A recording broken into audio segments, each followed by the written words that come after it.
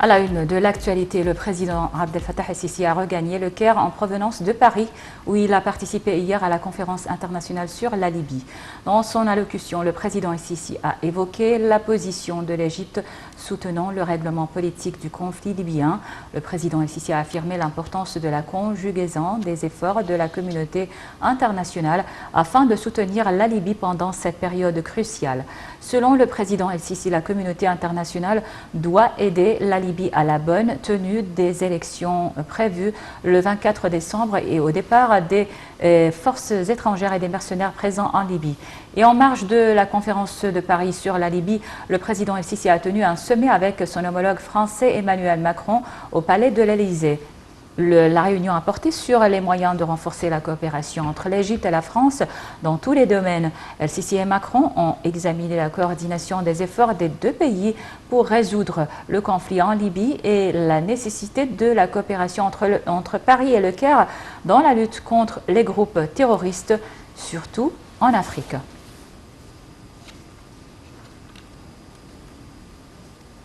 La communauté internationale a appelé à la tenue en Libye d'élections inclusives et crédibles en décembre, tout en menaçant de sanctions tout ce qui ferait obstacle. La présidentielle du 24 décembre, la première de l'histoire du pays, et les législatives restent en effet très incertaines sur fond de regain de tension entre camps rivaux entre ouest et est du pays à l'approche de l'échéance. Le point. La transition libyenne doit être menée à son terme et les élections doivent se dérouler dans les meilleures conditions possibles.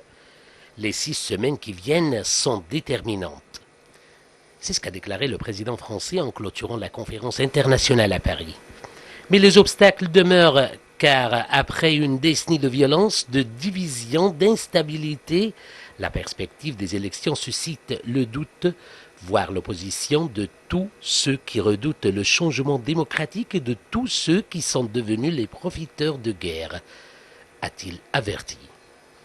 La présidentielle du 24 décembre, la première de l'histoire du pays, et les législatives restent en effet très incertaines sur fond de regain de tensions entre champs rivaux, entre ouest et est du pays, à l'approche de l'échéance. Tous les Libyens sont d'accord pour dire qu'il y aura des élections le 24 décembre, a assuré Mohamed El-Manfi, le président du Conseil présidentiel libyen présent à Paris. Organiser les élections simultanément à la date prévue est un objectif historique que nous allons nous efforcer de réaliser, a pour sa part affirmé le Premier ministre Abdelhamid Dbeiba. Mais pour M. Dbeiba, l'autre priorité est d'ici cette échéance d'obtenir des garanties concrètes que les résultats de ces élections seront acceptés et que ceux que les rejetteront se verront imposer des sanctions. Une préoccupation partagée par la trentaine de dirigeants présents qui ont averti dans la déclaration finale les personnes ou entités à l'intérieur ou à l'extérieur de la Libye qui tenteraient d'entraver, de remettre en cause, de manipuler ou de falsifier le processus électoral et la transition politique devront rendre des comptes. La déclaration finale a été signée par des pays impliqués aux côtés des belligérants, l'Égypte, les Émirats arabes unis ou la Russie, la Turquie ou, dans le règlement de la crise, l'Allemagne, l'Italie et la France. Elle a également été approuvée par les États-Unis, dont la vice-présidente Kamala Harris a participé à la réunion, et par les pays voisins de la Libye, Égypte, Algérie ou Tunisie en tête. La conférence de Paris a aussi endossé le plan libyen de départ des forces et mercenaires étrangers. Emmanuel Macron a insisté sur la nécessité d'un retrait sans délai des mercenaires et forces militaires de la Russie et la Turquie, qui a aussi déployé des soldats.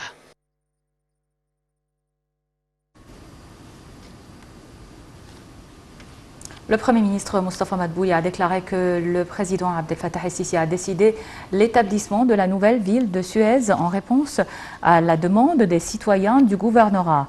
Madbouli s'exprimait lors d'une tournée d'inspection au gouvernorat de Suez. Lors de la dernière visite au gouvernorat de Suez, nous avons constaté des défis entravant plusieurs projets, dont celui d'assainissement de l'eau et d'amélioration des routes, a affirmé le Premier ministre lors d'une rencontre avec les députés du Parlement développement au gouvernorat de Suez. Les détails dans ce compte-rendu. Le Premier ministre a inspecté plusieurs projets de développement et de services au gouvernorat de Suez, accompagné d'un nombre de ministres.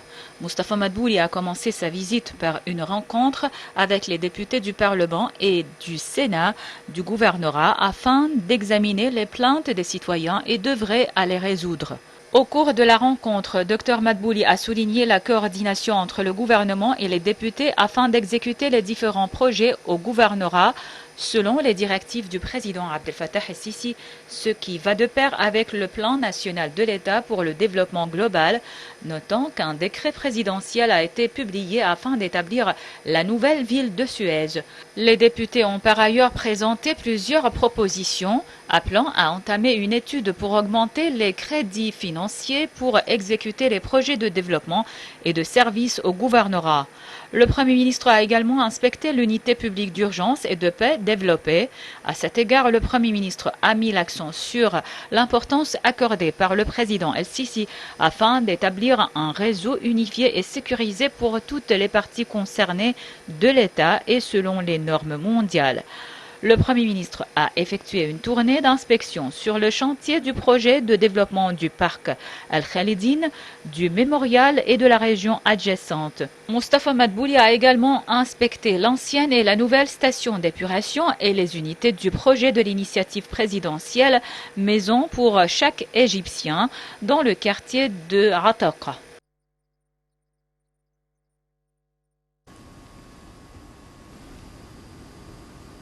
La coalition dirigée par l'Arabie saoudite a affirmé aujourd'hui avoir tué 186 insurgés houthis ces dernières 24 heures dans de nouveaux raids dans les provinces de Marib et Al-Baïda.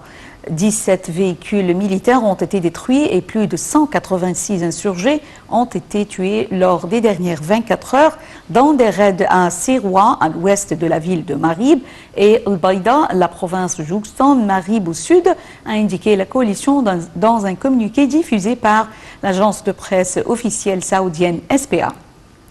L'aviation de la coalition appuie les troupes gouvernementales au sol qui tentent de repousser l'offensive des Houthis cherchant à s'emparer de la ville de Marib, chef-lieu de la province du même nom et dernier bastion loyaliste dans le nord du pays.